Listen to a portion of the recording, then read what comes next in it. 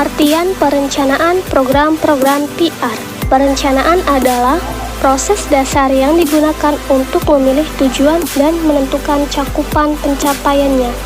Merencanakan berarti mengupayakan penggunaan sumber daya manusia, sumber daya alam untuk mencapai tujuan. Secara umum, pengertian dari perencanaan program kerja public relation yaitu terdiri dari semua bentuk kegiatan ke dalam maupun keluar antara organisasi dan publiknya yang tujuannya untuk mencapai saling pengertian.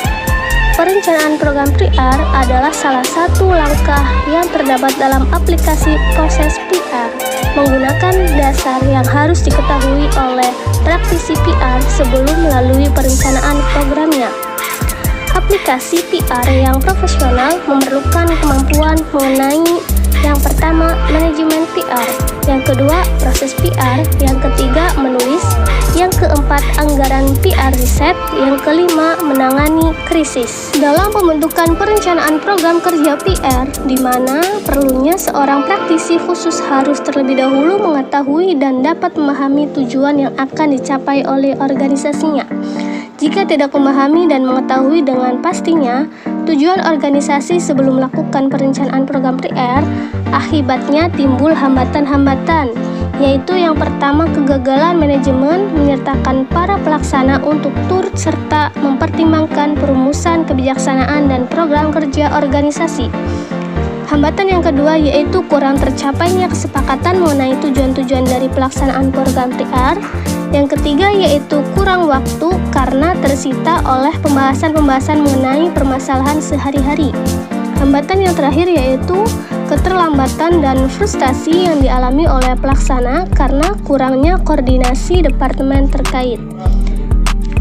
Alasan perencanaan program-program PR. Alasan dalam kegiatan perencanaan ini dalam kata lain yaitu action plan yang mana dapat bersifat proaktif, reaktif, defensif, preventif, protektif, dan hingga profitable. Alasan mengapa yang pertama yaitu untuk mengantisipasi perubahan lingkungan lebih luas. Yang kedua, menghadapi perubahan lebih sempit dalam bidang operasional.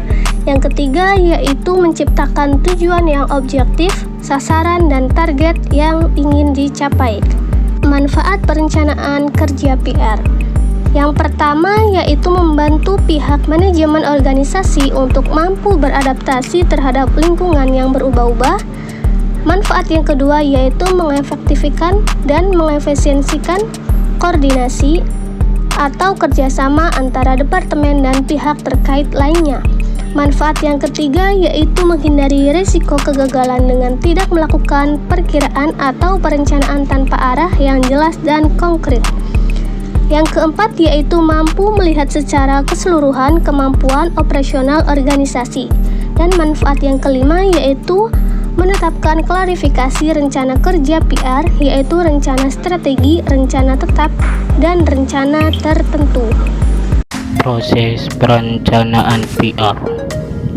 Tujuan dari proses perencanaan program kerja untuk mengelola berbagai aktivitas PR atau humas tersebut dapat diwujudkan jika terorganisir dengan baik melalui manajemen humas yang dikelola secara profesional dan dapat dipertanggungjawabkan hasil sasarannya. Berikut langkah-langkahnya.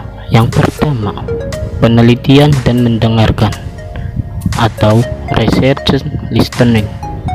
Yang kedua, perencanaan dan mengambil keputusan atau planning decision. Yang ketiga, komunikasi pelaksanaan, communication atau action. Yang keempat, evaluasi atau evaluation. Jika diuraikan dan digambarkan, maka lingkaran dan langkah-langkah kegiatan humas adalah sebagai berikut. Yang pertama, menganalisis perilaku umum dan hubungan organisasi terhadap lingkungan. Yang kedua, menentukan dan memahami secara benar perilaku tiap-tiap kelompok terhadap organisasi. Yang ketiga, menganalisis tingkat opini publik baik yang internal maupun yang eksternal.